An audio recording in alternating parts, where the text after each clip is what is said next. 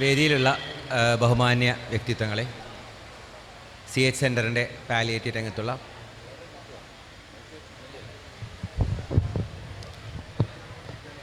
Palliative രംഗത്ത് പ്രവർത്തിക്കുന്ന പ്രിയങ്കരായ വോളണ്ടിയർമാരെ, അസ്സലാമു അലൈക്കും വറഹ്മത്തുള്ളാഹി. സാധാരണഗതിയിൽ നമ്മൾ ക്ലാസ്സുകൾ എടുക്കുമ്പം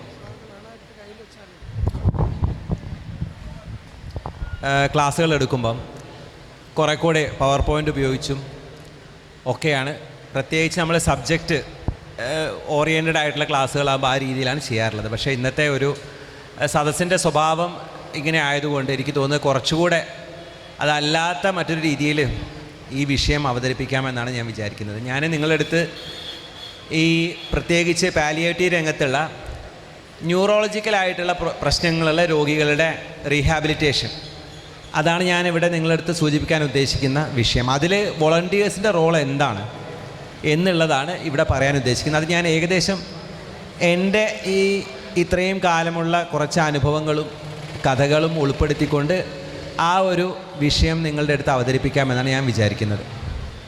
ഒന്നാമതായി, നമ്മൾ ആർക്ക് ഏത് രീതിയിലുള്ള രോഗികൾക്ക് വേണ്ടിയാണ് നമ്മൾ പ്രവർത്തിക്കുന്നത് എന്നുള്ളതാണ് ഒന്നാമത്തെ ചോദ്യം. നിങ്ങൾ ഒരുപാട് കാലമായി ഈ വോളണ്ടിയർ രംഗത്ത് പ്രവർത്തിക്കുന്ന ആളുകളാണെങ്കിൽ നിങ്ങൾക്ക് കുറേയൊക്കെ ധാരണകളുണ്ടാകും. നിങ്ങൾ സാധാരണയായി കണ്ടുകൊണ്ടിരിക്കുന്ന രോഗികൾ ഏത് രീതിയിലുള്ള രോഗികളാണ് എന്നുള്ളത്. ഞാനൊരു രോഗിയെ ഒരിക്കൽ ഹോം വിസിറ്റിൻ്റെ സമയത്ത് പാരപ്ലീജിയ ആയിട്ടുള്ള, അഥവാ കാല് അരയുടെ താഴോട്ട് തളർന്നു പോയിട്ടുള്ള ഒരാളെ സന്ദർശിക്കാൻ പോയി.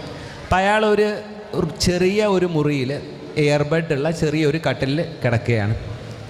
അവിടെ ഒരു ചെറിയ ബൾബുണ്ട്, ചെറിയൊരു ടേബിൾ ഫാനുണ്ട്. അയാളുടെ മുറിക്ക് ചെറിയൊരു ജനവാതിലുണ്ട്. ആ ചെറിയ ജനവാതിലിൻ്റെ ഒരു 2 മീറ്റർ അല്ലെങ്കിൽ ഒരു 3 മീറ്റർ അപ്പുറത്ത് വലിയൊരു തിണ്ടാണ്. നമ്മൾ ഈ ചെറിയ പറമ്പിൻ്റെയൊക്കെ തിണ്ടുണ്ടാവുമല്ലോ, അങ്ങനത്തെ ഒരു തിണ്ടാണ്. അയാളെ സംബന്ധിച്ചിടത്തോളം അയാളുടെ കാഴ്ച എന്ന് പറഞ്ഞാൽ ഈ ഇവിടെ കിടന്നുകൊണ്ട് അവിടെ കാണുന്ന ഒരു തിണ്ട് വരെയുള്ള ഒരു കാഴ്ച. ഇതാണ് ഈ മനുഷ്യൻ്റെ ലോകം. അത്രയേ ഉള്ളൂ അയാളുടെ ലോകം. നമ്മളെ സംബന്ധിച്ചിടത്തോളം നമ്മൾ യാത്ര ചെയ്യുന്നുണ്ട്, നമ്മൾ ആളുകളെ കാണുന്നുണ്ട്, നമ്മൾ ഒരുപാട് ആളുകളുമായിട്ട് സംസാരിക്കുന്നുണ്ട്, ഒരുപാട് മനോഹരമായ ദൃശ്യങ്ങൾ കാണുന്നുണ്ട്. പക്ഷേ ഈ മനുഷ്യനെ സംബന്ധിച്ചിടത്തോളം കഴിഞ്ഞ ഒരുപാട് വർഷമായി അയാളുടെ കാഴ്ച എന്ന് പറഞ്ഞാൽ ഈ കട്ടിലിൽ നിന്നുകൊണ്ട് അയാൾ നോക്കുമ്പോൾ പുറത്ത് കാണുന്ന പറമ്പിൻ്റെ ഒരു ചെറിയ ഭാഗം, അത്ര മാത്രമാണ് അയാളുടെ കാഴ്ച. മുകളിലോട്ട് നോക്കിയാൽ ഇതിൻ്റെ മച്ച് കാണാം, ഇപ്പുറത്തേക്ക് നോക്കിക്കഴിഞ്ഞാൽ ഈ മുറിയുടെ ചുമര് കാണാം. ഇത്രയേ ഉള്ളൂ അയാളുടെ കാഴ്ച. ഈ ഒരു കാഴ്ച നമ്മൾ ആരെങ്കിലും എന്ന് നമ്മുടെ ചലനശേഷി നഷ്ടപ്പെടുന്നുവോ നമ്മുടെ കാഴ്ചയും ഇത്ര തന്നെയേ ഉള്ളൂ. പിന്നെ ഈ പറയുന്ന തോതിലുള്ള വിശാലമായ ഒരു കാഴ്ചയോ അനുഭവങ്ങളോ ഒന്നും മിക്കവാറും ആർക്കും ഉണ്ടാവുകയില്ല. ഇപ്പം നമ്മളെയൊക്കെ എല്ലാവരെയും എന്നെ ഇവിടെ നിങ്ങൾക്ക് കാണാം. ഞാനിവിടെ നിൽക്കുകയാണ്, നിങ്ങൾക്ക് കാണാം. നിങ്ങൾ ഇരിക്കുകയാണെങ്കിലും നിങ്ങൾക്ക് കാണാം. ഈ വേദിയിലുള്ള ആൾക്കാർ ഇരിക്കുകയാണെങ്കിൽ നിങ്ങൾക്ക് കാണാം. പക്ഷേ ഞാനിവിടെ കിടക്കുകയാണെങ്കിൽ നിങ്ങൾക്ക് എന്നെ കാണാൻ പറ്റില്ല. ഞാനിവിടെ ഉണ്ട് എന്ന് നിങ്ങൾ അറിയില്ല. ഞാൻ ഈ മേശയുടെ പിറകിൽ കിടന്നാൽ ഞാനിവിടെ ഉണ്ട് എന്ന് നിങ്ങൾ അറിയില്ല. അതാണ് കിടന്നാലുള്ള അവസ്ഥ. നമ്മൾ അങ്ങനെയല്ലേ പറയുക, കിടപ്പ് രോഗി എന്നാണല്ലോ നമ്മൾ പറയുക. ആളുകൾക്ക് പേര് പോലും നഷ്ടപ്പെടും. പിന്നെ കിടപ്പ് രോഗിയാണ്.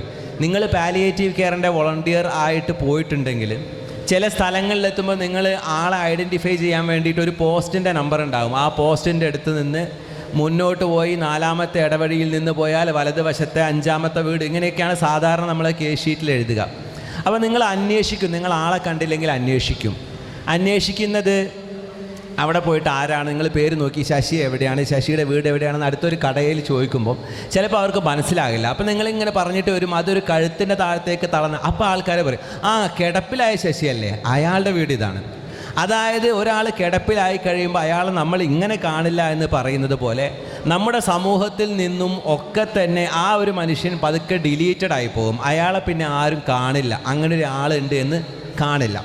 അതുകൊണ്ട് ഒന്നാമതായി ആർക്ക് വേണ്ടിയാണ് ആരെയാണ് നിങ്ങൾ കെയർ ചെയ്യുന്നത്? ഒരു വോളണ്ടിയർ എന്നുള്ള നിലയിൽ റീഹാബിലിറ്റേഷനിൽ ആരെയാണ് നിങ്ങൾ ശ്രദ്ധിക്കുന്നത്? ആർക്ക് വേണ്ടിയാണ് നിങ്ങൾ പ്രവർത്തിക്കുന്നതെന്ന് ചോദിച്ചാൽ, ഇങ്ങനെ ഇൻവിസിബിളായി പോയിട്ടുള്ള, അദൃശ്യരായി പോയിട്ടുള്ള കുറച്ച് മനുഷ്യന്മാർക്ക് വേണ്ടിയിട്ടാണ് നിങ്ങൾ പ്രവർത്തിക്കുന്നത്. അതാണ് ഒന്നാമത്തെ പോയിന്റ്. രണ്ടാമത്തെ പോയിന്റ്, ഇവരുടെ എന്ത് നിലയിൽ എത്തിക്കാനാണ് നിങ്ങൾ ഉദ്ദേശിക്കുന്നത്? എന്തിനു വേണ്ടിയിട്ടാണ് നിങ്ങൾ ഇവരുടെ അടുത്ത് നിങ്ങൾ സന്ദർശിക്കുന്നത്, കാര്യങ്ങൾ ചെയ്യുന്നത്? എന്താണ് നിങ്ങളുടെ ലക്ഷ്യം?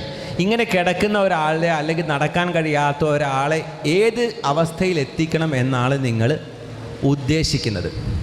അവിടെ ഞാൻ പറയാം, എൻ്റെ രണ്ടാമത്തെ അനുഭവം പറയാം. ഞങ്ങളുടെ വാർഡിൽ കുറേ കാലം മുമ്പ് ഞാൻ എൻ്റെ PG ചെയ്യുന്ന സമയത്ത് അവിടെ ഒരു രോഗി ഉണ്ടായിരുന്നു.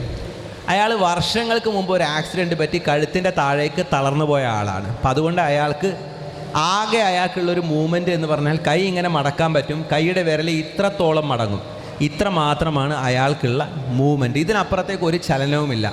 ഒന്ന് തിരിഞ്ഞ് അങ്ങോട്ടോ ഇങ്ങോട്ടോ ചെരിഞ്ഞ് കിടക്കണമെങ്കിൽ ഒരാൾ പിടിച്ച് കിടത്തി കൊടുത്താൽ മാത്രമേ കിടക്കാൻ പറ്റൂ.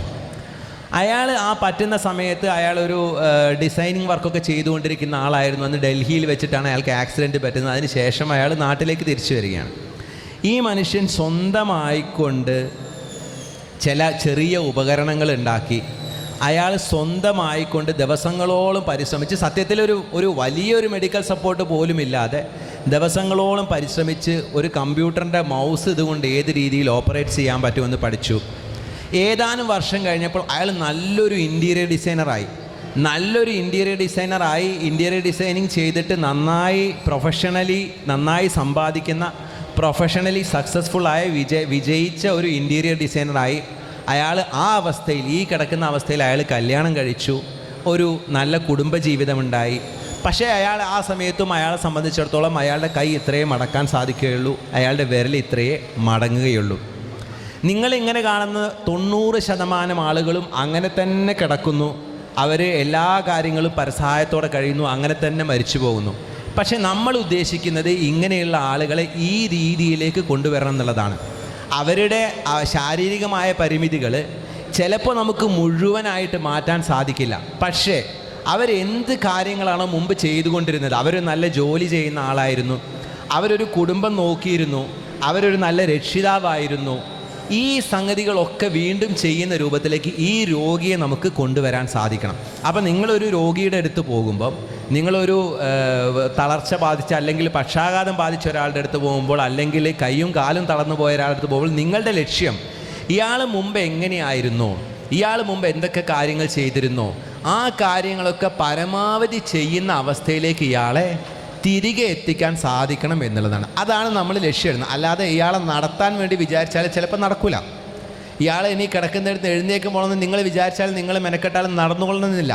പക്ഷേ ഇയാളെ ഒരു പ്രൊഡക്റ്റീവായിട്ടുള്ള കാര്യങ്ങൾ ചെയ്യുന്ന, ഇയാളുടെ വീടിനും ഇയാളുടെ സമൂഹത്തിനും ഇയാൾ എന്തായിരുന്നോ അതേ രീതിയിലുള്ള ആക്കി മാറ്റാൻ വേണ്ടി നിങ്ങൾക്ക് പരിശ്രമിച്ചാൽ സാധിച്ചേക്കും. അപ്പോൾ ഇതാണ് നമ്മളുടെ ലക്ഷ്യം. ഇങ്ങനെ ഒരു രോഗിയുടെ അടുത്ത് പോകുമ്പോൾ ഇതാണ് നമ്മുടെ ലക്ഷ്യം. ഞാൻ ഒന്ന് പറഞ്ഞു ഏത് രീതിയിലുള്ള രോഗികളാണ് നമ്മൾ കാണുന്നത്. രണ്ടാമത്തേത്, ഈ രോഗികളെ കാണുമ്പോൾ എന്താണ് നമ്മൾ ചെയ്യാൻ ഉദ്ദേശിക്കുന്നത്. മൂന്നാമത്തെ കാര്യം, ഇതിലൊരു ചികിത്സയുടെ കോമ്പണൻ്റ് ഉണ്ടോ? ചികിത്സയുണ്ട്.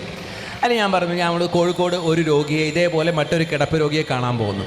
അപ്പോൾ ആ കിടപ്പ് രോഗിയെ കാണാൻ പോകുന്ന സമയത്ത് അയാൾക്ക് ഇതേപോലെ ട്യൂബർക്കുലോസ് വന്നിട്ട്, നട്ടലിന് ട്യൂബർക്കുലോസ് വന്നിട്ട് തളർന്നു പോയതാണ്. ഇയാൾ ഒരു റൂമിൽ കിടക്കുകയാണ്. അയാളുടെ ഒരു ജനലുണ്ട്, ഇപ്പുറത്ത് ഒരു കട്ടിലിട്ടിട്ടാണ് ഇയാൾ കിടക്കുന്നത്. അപ്പോൾ ഇയാളുടെ ഈ ഭാഗത്തുള്ള ചുമരിലെ പ്ലാസ്റ്ററിങ്, ഇതിൻ്റെ കുമ്മായം മുഴുവൻ പൊളിഞ്ഞു പോയിട്ട് കല്ലിങ്ങനെ കാണാം.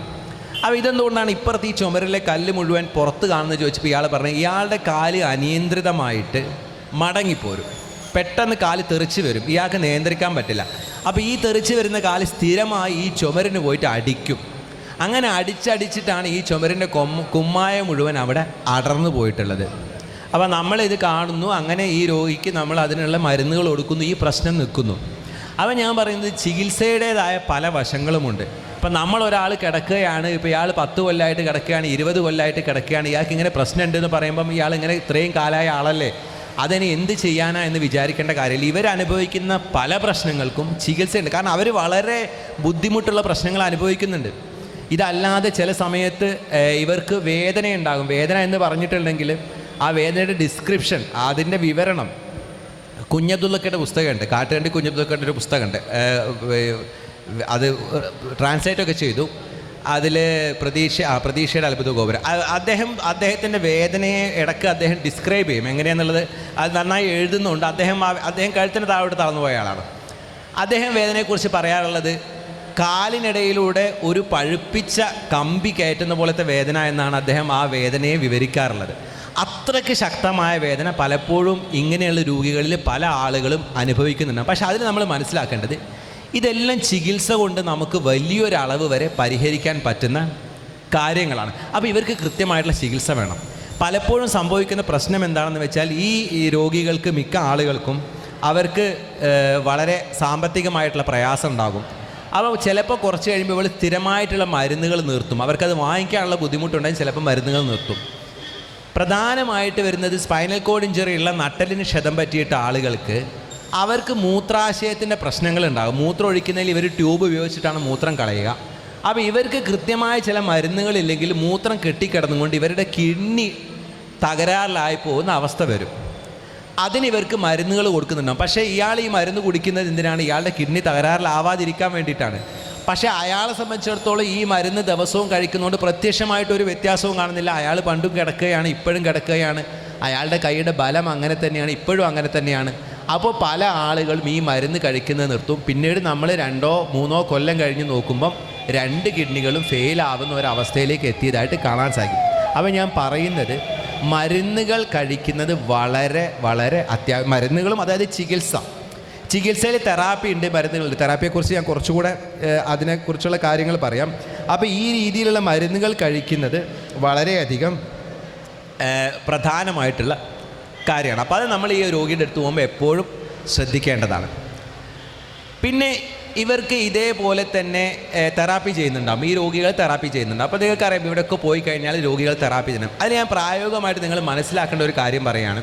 ഇപ്പം നമ്മൾ ഇവിടെ സംഭവിച്ചുകൊണ്ടിരിക്കുന്ന ഒരു കാര്യം എന്താണെന്ന് വെച്ചിട്ടുണ്ടെങ്കിൽ, ഒരു നട്ടല് ക്ഷതം പറ്റിയ രോഗിയാണെങ്കിൽ അല്ലെങ്കിൽ ഒരു പക്ഷാഘാതം വന്ന രോഗിയാണെങ്കിൽ ആദ്യം ആശുപത്രി കാണിക്കും. പിന്നെ അവർ കുറച്ച് തെറാപ്പി ചെയ്യും. പിന്നെ അവർ ഒരു സെൻറ്ററിൽ പോയിട്ട് ചികിത്സിക്കും.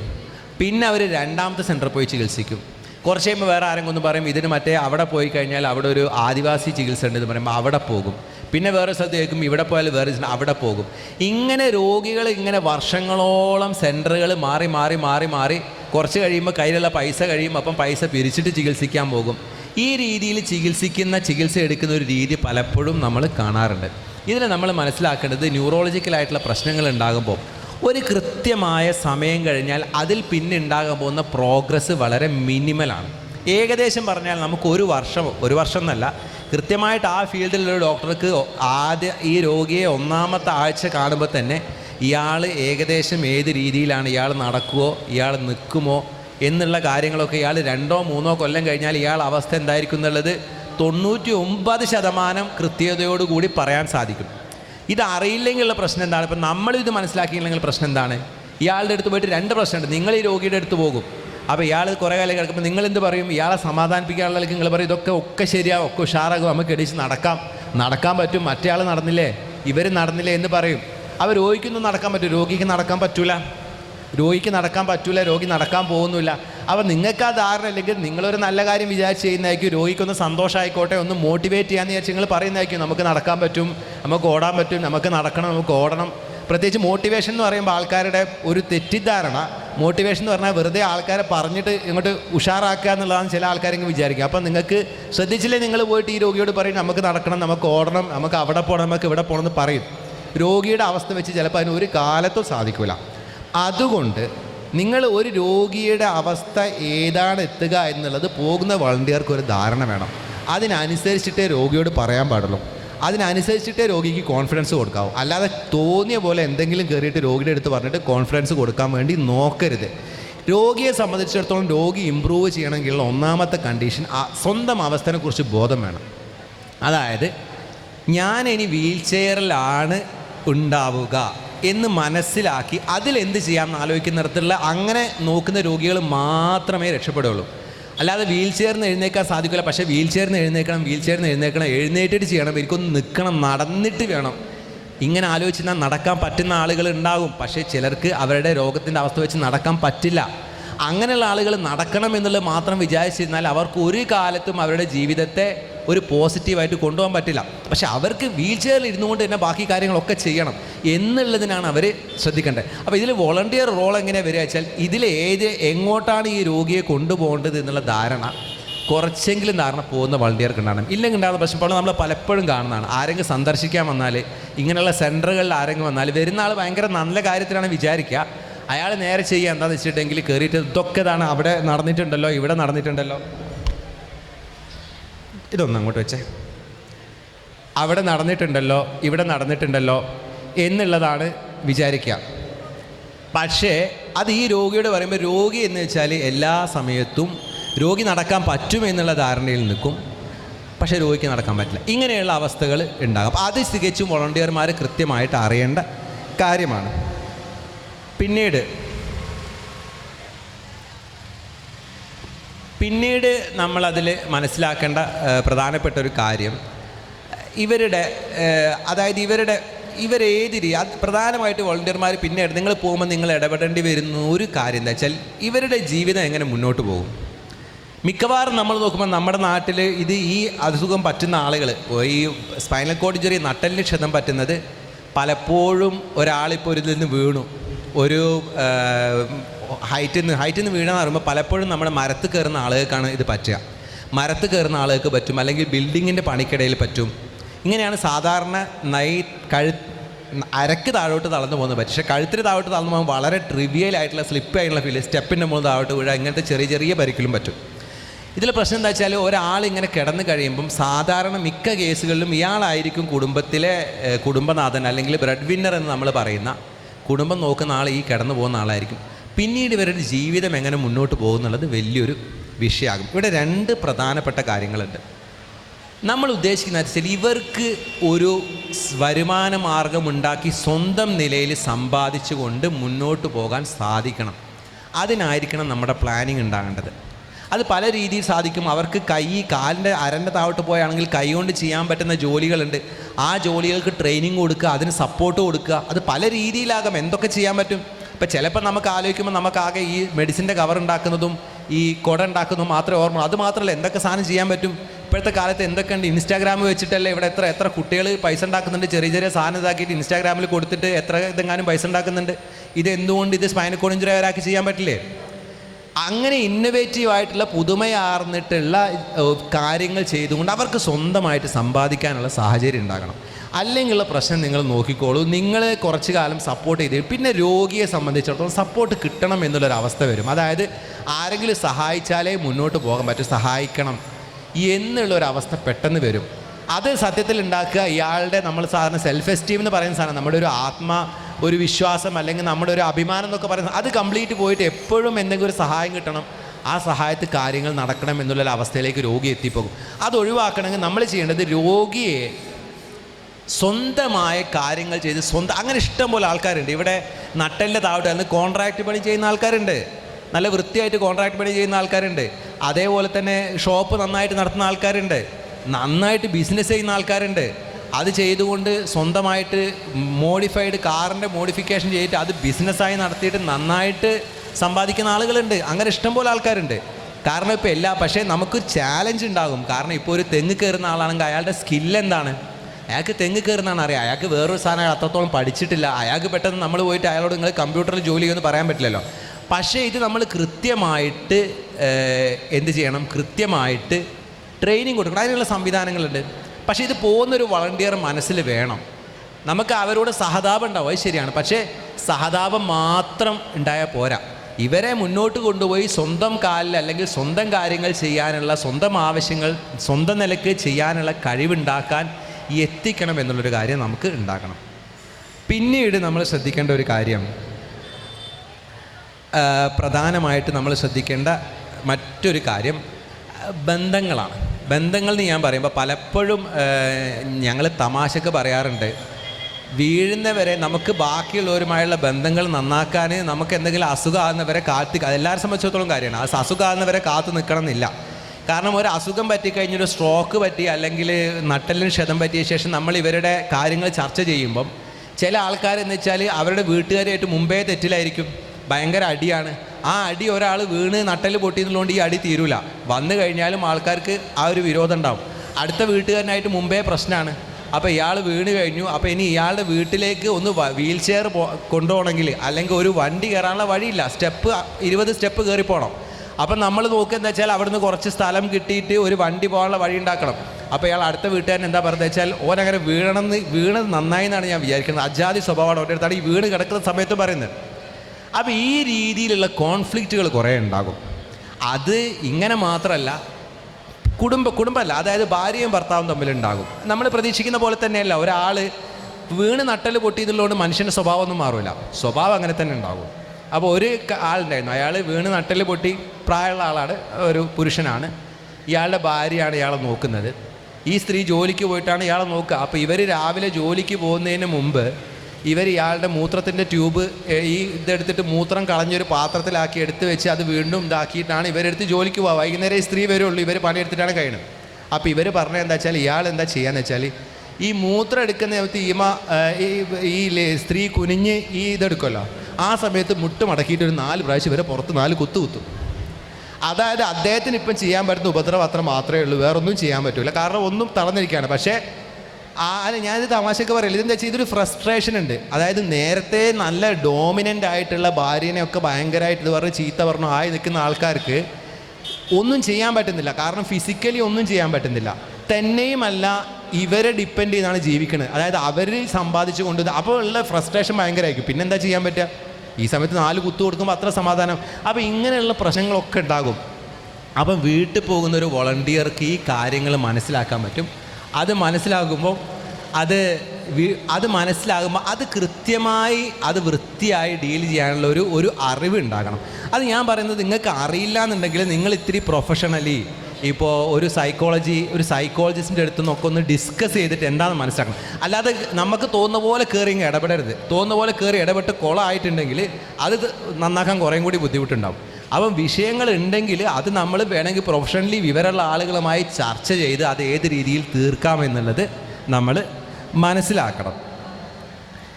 അതേപോലെ തന്നെ നേരത്തെ ഞാൻ പറഞ്ഞു, അതായത് ഈ ഡോക്ടർ ഷോപ്പിംഗ് നേരത്തെ പറഞ്ഞല്ലോ, ഒരു സെൻറ്ററിൽ നിന്ന് മറ്റേ സെൻറ്ററിലേക്ക് പോവുക എന്നുള്ള വിഷയം. അപ്പോൾ അത് നമ്മൾ പ്രത്യേകം ശ്രദ്ധിക്കേണ്ട കാര്യം. ഇപ്പം നമ്മൾ ഇവിടെ കാണുന്നപ്പോൾ ഒരു കാര്യം എന്ന് വെച്ചാൽ, ഇപ്പോൾ നമ്മുടെ കേരളത്തിലെ ഒരവസ്ഥ, പ്രത്യേകിച്ച് മലബാറിലെ ഒരവസ്ഥ എന്ന് വെച്ചിട്ടുണ്ടെങ്കിൽ, ഒരുപാട് പാലിയേറ്റീവ് കെയർ സംവിധാനങ്ങളുണ്ട്. പല സ്ഥലങ്ങളിലും ഒരാളിങ്ങനെ പോയി കഴിയുമ്പോൾ ഒരു പാലിയേറ്റീവിൻ്റെ വണ്ടി ഇടത്ത് ഭാഗത്തോടി വരുമ്പോൾ വലത്ത് ഭാഗത്തോടി രണ്ടാമത്തെ പാലിയേറ്റീവിൻ്റെ വണ്ടി കൂടി ഒരു വീട്ടിലേക്ക് വരും. അത്രക്കധികം പാലിയേറ്റീവ് മലബാറിലുണ്ട്. അതേപോലെ തന്നെ ഇവിടെ ഇപ്പം നമ്മൾ ഇങ്ങനെയൊക്കെയുള്ള രോഗികൾക്കുള്ള വിവിധ സെൻറ്ററുകളുണ്ട്. പല സെൻറ്ററുകളും പൂർണ്ണമായി സൗജന്യമായിട്ടാണ് ഈ സർവീസ് കൊടുക്കുന്നത്. അപ്പോൾ ഉണ്ടാകുന്ന വിഷയം എന്താ വെച്ചാൽ, ഇവർ ആദ്യം ഒരു സെൻറ്ററിൽ പോകും, അവിടുത്തെ 3 മാസത്തെ ട്രീറ്റ്മെൻറ്റ് കഴിഞ്ഞ് പലരും ഡിസ്ചാർജായി വീട്ടിലേക്ക് തന്നെ പോകില്ല. ആ ആംബുലൻസ് നേരെ അടുത്ത സെൻറ്ററിലേക്ക് പോകണത്.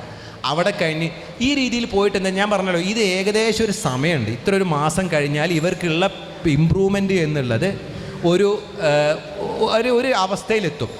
അവിടെ നിന്ന് പിന്നെ അവർ സ്വന്തമായി കാര്യങ്ങൾ ചെയ്ത് മുന്നോട്ടേക്ക് വരണം. അല്ലാതെ കാലാകാലം സെൻറ്ററുകളിൽ മാറി മാറി പോവുക എന്നുള്ളത് കൊണ്ട് കാര്യമില്ല. അപ്പോൾ ഇത് നമുക്ക് കൃത്യമായിട്ട് ധാരണ ഉണ്ടാവണം. സാധാരണഗതിയിൽ ഞാൻ പറഞ്ഞല്ലോ, സാധാരണ നമ്മൾ എടുക്കുമ്പോൾ കുറച്ചുകൂടെ നമ്മൾ ഇതിൻ്റെ ടെക്നിക്കൽ സാധനങ്ങൾ പറയും. ഇങ്ങനെയാണ് ഈ തലച്ചോറിന് ക്ഷതം പറ്റുന്നത്, ഈ രീതിയിലാണ്, ഇതിന് ഇങ്ങനത്തെ ട്രെയിനിങ് ആണ് കൊടുക്കേണ്ടത്, ഇതൊക്കെയാണ് നമ്മൾ ശ്രദ്ധിക്കേണ്ടത്. പക്ഷേ എനിക്ക് തോന്നുന്നത് വോളണ്ടിയർമാർ എന്നുള്ള നിലയിൽ നിങ്ങൾ കുറച്ചുകൂടെ അറിയേണ്ട കാര്യങ്ങൾ ഇതൊക്കെയാണ്. നമ്മൾ ആർക്ക് വേണ്ടിയാണ് വർക്ക് ചെയ്യുന്നത്, നമ്മൾ എന്താണ് ഈ വർക്ക് കൊണ്ട് നമ്മൾ എന്താണ് ഉദ്ദേശിക്കുന്നത്, ഇവർക്ക് സാധാരണ ഉണ്ടാകുന്ന പ്രശ്നങ്ങൾ എന്തൊക്കെയാണ്, അതിൻ്റെ ഒരു ട്രജക്ടറി എന്താണ്, അത് ഏത് രീതിയിലാണ്, അവിടെ നമുക്ക് പോസിറ്റീവായി ഏത് രീതിയിൽ ഇടപെടാൻ പറ്റും, ഈ കാര്യങ്ങളാണ് നമ്മൾ അറിയേണ്ടത്. എപ്പോഴും നമ്മൾ മനസ്സിലുണ്ടാകേണ്ട കാര്യം, നമുക്ക് അറിയില്ല എന്നുള്ളൊരു സാധനം, അത് ഡോക്ടർ ആയാലും ശരി, ഇനി വോളണ്ടിയർ ആയാലും ശരി, നമുക്ക് കാര്യങ്ങൾ അറിയില്ല എന്നുള്ളൊരു ചിന്ത എപ്പോഴും മനസ്സിൽ വേണം. നമുക്ക് അറിയാമെന്ന് വിചാരിക്കരുത്. എപ്പോഴും ഡിഫോൾട്ടായിട്ട് വിചാരിച്ചോളൂ, എനിക്ക് കുറച്ച് വിവരം കുറവാണ്, എല്ലാ കാര്യവും വിവരമല്ല. അല്ലെങ്കിൽ പ്രശ്നം എന്താ പറയുക, ഇവർ നമ്മളോട് സംശയം ചോദിക്കും. അപ്പോൾ നമ്മൾ വിചാരിക്കരുത് ഞാനിപ്പോൾ കുറച്ച് ഇതൊക്കെ അറിയുന്ന ആളല്ലേ, അപ്പോൾ സംശയം അങ്ങ് തീർത്ത് കളയാൻ വിചാരിക്കരുത്. അറിയാത്ത സംശയങ്ങൾ ദയവ് ചെയ്ത് സ്വന്തം നിലയ്ക്ക് അഭിപ്രായം പറയരുത്. അറിയുന്ന ആൾക്കാരോട് ചോദിക്കുക. അത് ആരായാലും അങ്ങനെ തന്നെയാണ്. അത് ചോദിച്ച്, കാരണം നമ്മൾ പറയുന്ന ഒരു അഭിപ്രായം കൊണ്ട് ഒരാൾക്ക് ബുദ്ധിമുട്ടുണ്ടാകാൻ പാടില്ല. അത് പലപ്പോഴും നമ്മൾ കാണും.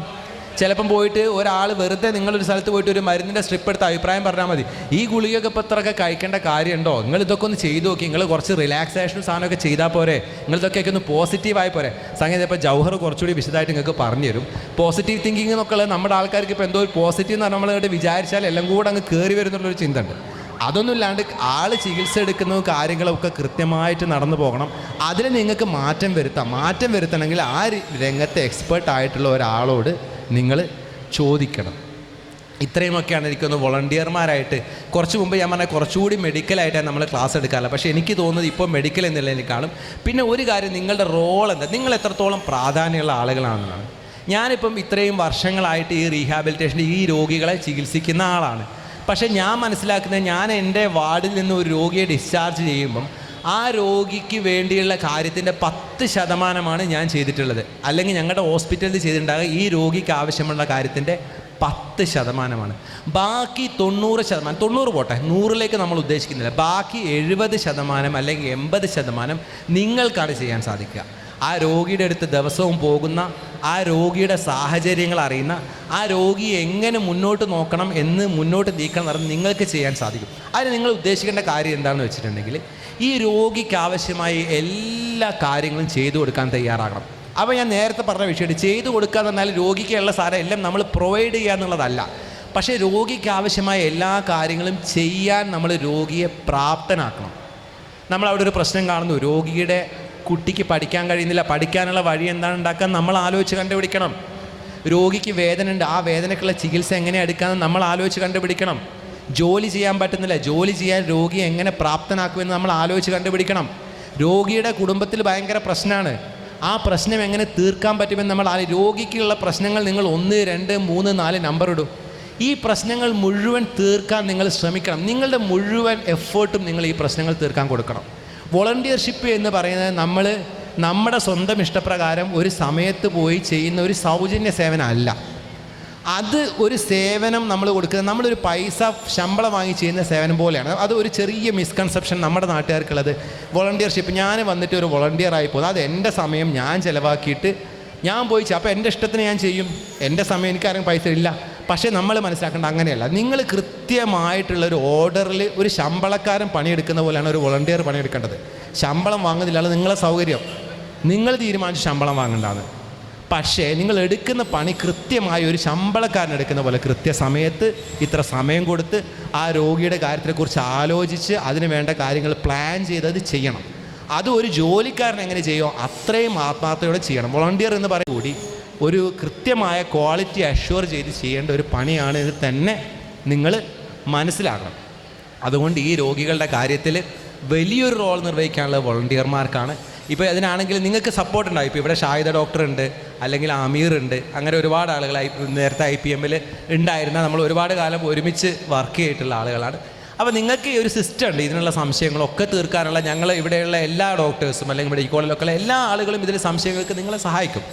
പക്ഷേ നിങ്ങൾ 100% ആത്മാർത്ഥതയുള്ള ഒരു രോഗിയുടെ കാര്യത്തിലാണ്. പിന്നെ ഒറ്റ കാര്യം പറഞ്ഞാൽ, ഇതിലൊരു ഏറ്റവും എഫക്റ്റീവ് ആകുക ഒരു രോഗിയുടെ കാര്യത്തിൽ ഒരു നൈബർഹുഡ് മോഡലാണ്. നൈബർഹുഡ് മോഡൽ എന്ന് പറഞ്ഞിട്ടുണ്ടെങ്കിൽ, ഒരാളുണ്ടെങ്കിൽ അയാളൊരു ചുറ്റുപാട്ടുണ്ടല്ലോ. ഒരു രോഗിക്ക് ഒരു അയൽപ്പക്കമുണ്ട്, വീടുകളുടെ അയൽപ്പക്കമുണ്ട്, അതുപോലെ ഒരു കുടുംബമുണ്ട് ചുറ്റുമുള്ള.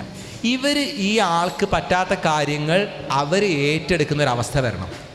ഈ ആളെ മാക്സിമം ഈ ആളെ കൊണ്ട് ചെയ്യാൻ പറ്റുന്ന കാര്യങ്ങൾ ചെയ്യണം. പക്ഷേ എന്നാലും സാധിക്കാത്ത കാര്യങ്ങൾ ഈ നൈബർഹുഡ് അവരുടെ ഒരു അജണ്ടയായിട്ട് ഏറ്റെടുക്കുന്ന ഒരു അവസ്ഥ വരണം.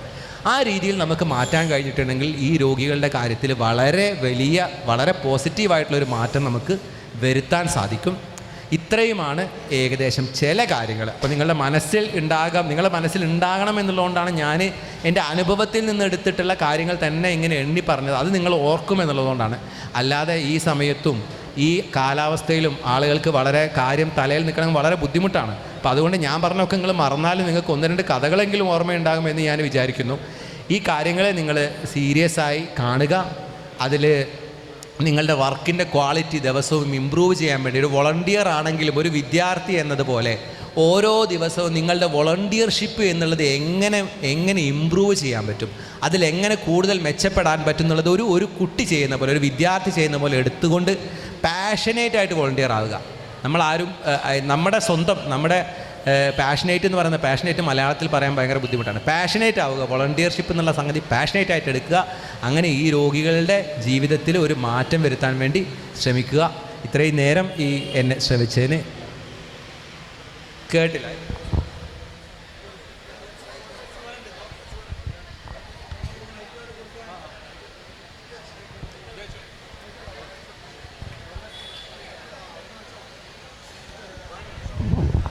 പല രോഗികൾക്കും സാമ്പത്തികമായ ബുദ്ധിമുട്ടുണ്ട്, പല രോഗികൾക്കും. ഞാൻ പോലെ നമ്മളെന്താ ചെയ്യാൻ പറ്റും നമുക്ക്?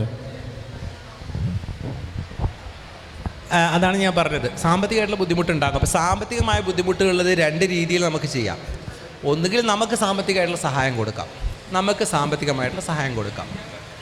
സാമ്പത്തികമായ സഹായം നമ്മൾ കൊടുക്കുമ്പോൾ ഒരു വിഷയം എന്താ വെച്ചാൽ, എപ്പോഴും നമ്മൾ സസ്റ്റൈനബിലിറ്റി എന്നുള്ളൊരു വിഷയം ഉണ്ടല്ലോ. നമ്മൾ എത്ര കാലം സഹായം കൊടുക്കുന്നു, എത്ര കാലം നമ്മൾ സപ്പോർട്ട് ചെയ്യും, ഇതാണ് പ്രധാന വിഷയം. അപ്പോൾ ഒന്നാമത്തെ പ്രയോറിറ്റി എപ്പോഴും ഈ രോഗിക്ക് സ്വന്തമായി സമ്പാദിക്കാനുള്ളൊരു അവസ്ഥയിലേക്ക് രോഗിയെ കൊണ്ടുവരിക എന്നുള്ള ഒന്നാമത്തെ പ്രയോറിറ്റി.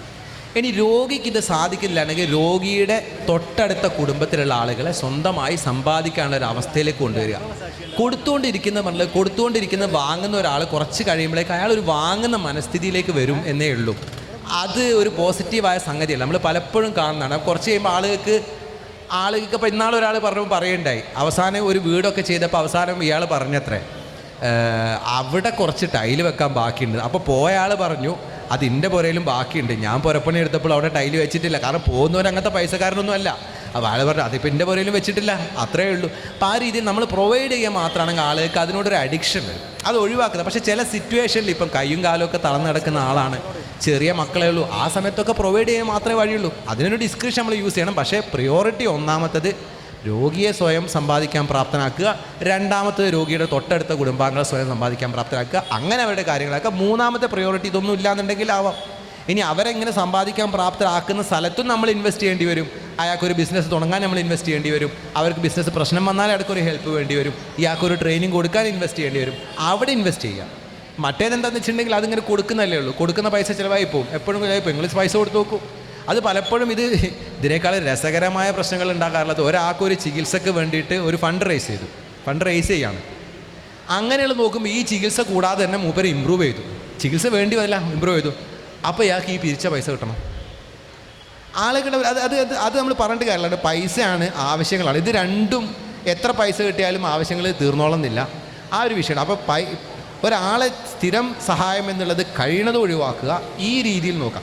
എന്ന് വെച്ചാൽ ഞാനൊരു സഹായിക്കുന്നതിന് നിരുത്സാഹപ്പെടുത്തല്ല, പക്ഷേ ഞാൻ പറയുന്നത് നമ്മൾ ഇൻവെസ്റ്റ് ചെയ്യേണ്ടത് ഒരാളെ പൈസ ഉണ്ടാക്കാൻ പ്രാപ്തനാക്കുന്നിടത്താണ് ഇൻവെസ്റ്റ് ചെയ്യേണ്ടത്. അതിന് നിവൃത്തിയില്ലാത്ത സ്ഥലങ്ങളിൽ ഡയറക്റ്റ് സഹായം കൊടുക്കുക.